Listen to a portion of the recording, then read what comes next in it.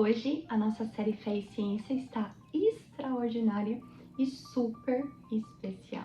Sabe por quê? Porque hoje nós vamos falar do maior líder que já pisou nessa terra. Mas, além de ser o maior líder, ele também foi o maior e mais poderoso médico. Não havia ninguém que se aproximasse dele e que não recebesse cura. Ele foi também o maior neurocientista e psicólogo que já existiu, porque ele conseguia entender a mente humana e também as reais intenções que estavam no coração de cada pessoa. E foi também o maior influenciador. Aquilo que ele ensinava, aquilo que ele dizia, aquilo que ele apontava, indicava, hoje é seguido por milhões e milhões de pessoas. Ele foi também o maior publicitário e lançador que já existiu na história. Sabe por quê? Porque com apenas 12 colaboradores, ele entregou a mensagem para o mundo todo, em uma época em que não existia celular, internet, redes sociais e nem meios de comunicação assim tão plausíveis. Ele foi também o maior advogado. Não havia, nem houve até hoje, causas que ele não pudesse ganhar. Pelo contrário, todas as causas que ele atuou, ele venceu. E ele remiu também os culpados. O maior palestrante e comunicador da história, com toda certeza, foi ele. As suas palavras, elas eram tão profundas e tão poderosas que as pessoas passavam horas e até dias escutando ele. As pessoas queriam cada vez mais escutar ele, sabe? O que ele tinha para dizer. Ele foi o que mais transformou vidas, né? Porque ele não apenas ensinou, mas ele viveu e praticou tudo aquilo que ele nos ensinou. Ele dividiu o tempo entre antes e depois dele. Quem como esse líder, né? Ele é e sempre será o único, mais poderoso, o nome que está acima de todo nome. Ele que se fez pequeno e humilde, fez homem, entregou sua vida por amor a nós, levou consigo os nossos pecados, aliás, os pecados de toda a humanidade. Ele sofreu, morreu, ressuscitou. Ele venceu a morte, ele venceu o mal e a vida eterna a nós conquistou. Quem como ele? O único e o mais poderoso, mais incrível líder da história, Jesus Cristo. E eu não tinha como fazer uma narrativa menor, mais simples, porque, gente, primeiramente, eu fiquei pensando, meu Deus, como que eu vou falar de Jesus? Como que eu vou falar desse extraordinário, desse maravilhoso? Só que daí, o Espírito Santo é tão lindo, né? Hoje pela manhã, quando eu acordei, e eu tava meio assim, sobre o personagem que eu ia falar, porque hoje é o último vídeo, né, dessa série Fé e Ciência, estuda, né, a mentalidade e o comportamento de heróis e heroínas da fé. Eu queria fechar com chave de ouro, assim, né, mas eu fiquei pensando, meu Deus, Jesus é muito forte, né, falar dele, porque quem sou eu pra saber, pra falar a mentalidade de Cristo, né, se ele está acima de todas as coisas, né. Só que é importante também a gente perceber que os comportamentos de Jesus, eles nos ensinam a ser melhor, né? E Jesus veio com esse objetivo de ser exemplo pra gente, de ser esse que vai na frente, que mostra, esse líder, né, perfeito, que vai na frente, que mostra o que ele quer de fato de nós. E uma das primeiras coisas que eu percebo de Jesus é que ele vem nos ensinar a liderar. Quando a gente vai ver o Antigo Testamento, né, quando fala da história de Saul, percebe ali, o objetivo não era que Saul fosse o rei do povo, né? Por quê? Porque Deus, ele queria que cada um liderasse a si próprio. Por quê? Porque Deus acima deles, né? E cada um, com essa liderança que Deus deu a cada um de nós, né? Nós pudéssemos mesmo viver a vida, né? E fazer. Só que o povo, ele pediu um líder. O povo, ele queria que Saul liderasse. Por quê? Porque o povo, tipo, ele queria alguém, né? À frente dele, né? Um medo, né? De tomar a liderança, de tomar o protagonismo da própria história. Então, Saul vai e vira o líder, né, desse povo, vira o rei desse povo. Mas o objetivo de Deus nunca foi esse. O objetivo de Deus sempre foi que a gente liderasse.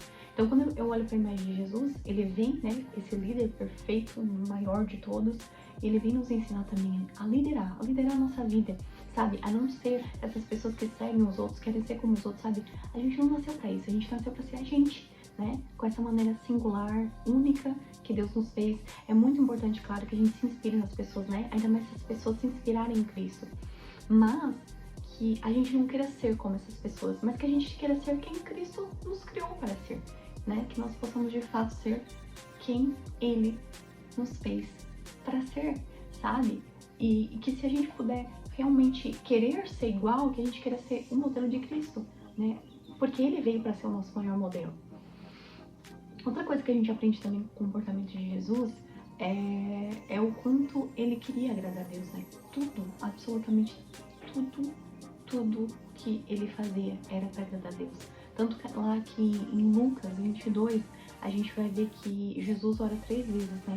Antes, quando ele viu ali que já estava perto mesmo, né, dele dar a sua vida por amor a nós, né? Ele vai orar pedindo a Deus, Deus, se for da tua vontade, tira de mim esse cálice, mas que não seja feita a minha vontade, mas que seja feita a tua vontade, né?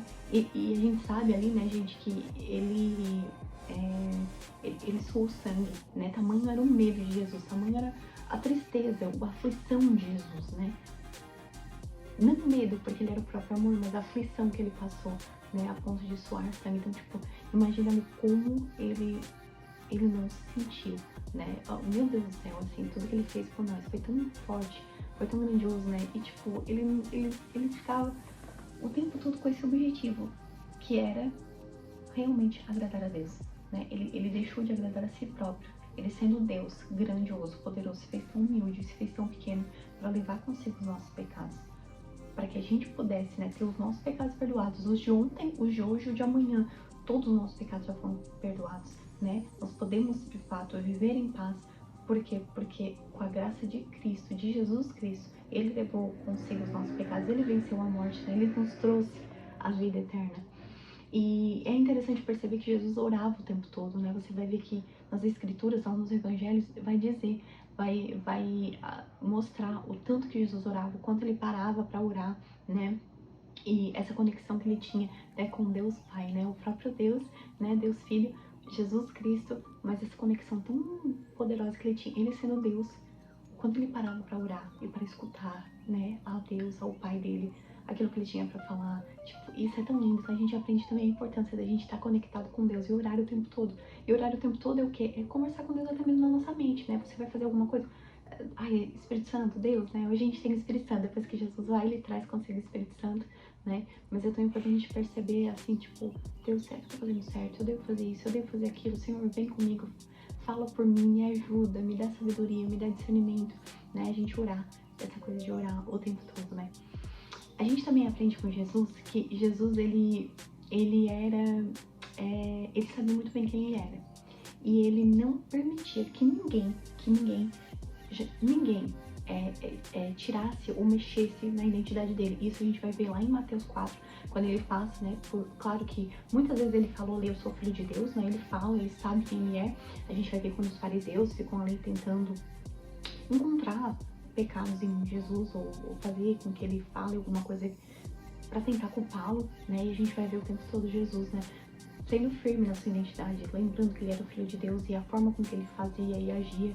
Mas a gente vai ver que lá em Mateus 4 é bem forte isso, quando ele passa por aquele período de tentação, 40 dias no deserto, onde ele é tentado, e você vai ver que uma das coisas que começa ali, né, quando o mal vem tentar ele vai falar, se tu realmente é filho de Deus, né? Ele fala nesse sentido, tipo, se tu é mesmo, tipo, e o tempo todo ele tenta primeiro mexer na identidade de Jesus, né? E depois ele tenta dar pra Jesus coisas, né? Quando ele oferece que Jesus se prostre perante ele e para que ele possa ter determinadas coisas, Jesus diz que Jesus exerce a autoridade, né? Dizendo que, falando aquilo que a Bíblia fala e mandando que ele saia, né, naquele momento, tipo, que ele jamais ia fazer isso, que ele só adoraria e se prostraria perante Deus. Então a gente vai ver que é tão forte isso, né? A gente saber quem a gente é, né? E não adianta, a gente nunca vai saber quem a gente é se a gente não buscar a Deus. Porque a gente só sabe de fato quem nós somos em Deus quando a gente busca Ele. Porque quanto mais a gente vai buscando a Deus, gente, mais a gente vai entendendo quem nós somos, né? Por isso que a importância também do autoconhecimento, a gente entender quem a gente é, a singularidade que a gente tem, as coisas que a gente tem de bom e as coisas que a gente também precisa melhorar. Só que assim, além do autoconhecimento, é extremamente importante essa conexão com Deus, que vai trazer também muito autoconhecimento para nossa vida, né? Só que de um jeito mais voltado pro espiritual mesmo, né? Pra espiritualidade, que também vai nos trazer, quando a gente tem isso, óbvio que a gente vai ter resultados em todas as outras áreas da vida, né? Porque uma coisa está extremamente ligada à outra. Então, a gente entender isso e a gente realmente entender a nossa identidade e ser quem a gente foi criado para ser, não querer ser igual a ninguém, sabe? Mas querer ser quem você nasceu para ser, sabe? Eu sempre faço essa oração. Deus, me ajude a ser quem o Senhor me criou para ser. Deus, me ajude a ser quem o Senhor me criou para ser. E outra oração que eu faço é sempre pedindo a Deus, Deus, alinha a minha vontade com a tua, sabe?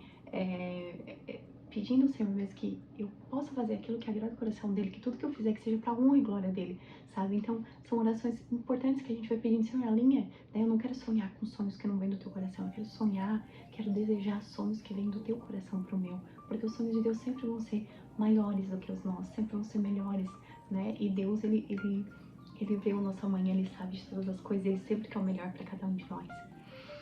E outra coisa depois que a gente aprende também é que Jesus nos mostra que pequenas coisas podem se transformar em coisas bem grandiosas, né? A gente vai perceber isso quando Jesus ele vem, ele escolhe 12 discípulos e pessoas comuns, simples e até, né? A gente vai ver ali, tipo, pessoas que você não dava muita coisa, né? E Jesus vai lá e transforma esses 12 discípulos em pessoas tão extraordinárias, né? A ponto desses 12 discípulos levarem a mensagem para tantas outras pessoas. E hoje nós temos, né, mais de milhões e milhões de cristãos, né? Pessoas que creem em Cristo. E essa mensagem, olha só, começou do pouco, começou com 12 discípulos, né? Começou lá numa cidadezinha pequenininha, lá no meio, né? E onde a gente muitas vezes não dava nada, né? E a mensagem se espalhou, né, para tantos lugares. Olha a liderança de Cristo, né? Olha como ele fez. Então ele também nos ensina, né, a valorizar esses pequenos começos. Se você às vezes está começando alguma coisa agora e tá meio desanimado, pensando, ai, tá tão pequenininho que eu tô fazendo e tal. Não desanima. Por quê? Porque lembra de Jesus. Ele sendo Deus, começou com apenas 12 discípulos. E olha só a mensagem, né, do Evangelho, a quantas pessoas já chegou e quantos cristãos, né, hoje a gente tem no mundo por causa daquele né, que começou Jesus, depois daqueles 12. Então, olha como a mensagem se espalhou, né? Então, não desanima, tá? Permanece firme, porque ainda que seja aparentemente pequeno, tudo vai se transformar em coisas maiores. E depois também o que a gente pode aprender com Jesus é que muitas coisas a gente pode aprender, né, gente? Mas assim, tirando assim alguns conceitos e trazendo, né, pelo que a gente tá conversando hoje, é que Jesus ele não parava. Não importava se as pessoas criticavam ele, como os fariseus faziam, ou não importava se as pessoas elas elogiavam ele, né? Como aqueles que realmente amavam a Cristo, mas também aqueles que só vinham até Jesus só para receber aquilo que ele tinha para dar, né? As curas, milagres, enfim. Mas não importava se eram críticas ou elogios, Jesus continuava. Por quê? Porque ele estava focado no propósito dele, no objetivo dele, né? Então, elogios e críticas não paravam, nada parava ele, porque ele sabia por que ele veio, ele sabia quem ele era, ele sabia para onde ele estava indo. Então, que a gente possa trazer também, né, isso, que a gente realmente possa focar no nosso propósito, focar em quem nós somos, para onde estamos indo e qual é realmente o propósito que a gente está aqui na Terra pra gente fazer, pra gente cumprir. E que seja isso que domine, né, que fortaleça cada vez mais a nossa mente, as nossas intenções, e que isso possa nos gerar muito ânimo, muita força, muita alegria pra gente continuar e vencer, porque em Cristo nós somos mais que vencedores. E é isso. Eu espero que esse vídeo tenha te ajudado e até o próximo vídeo. Tchau, tchau!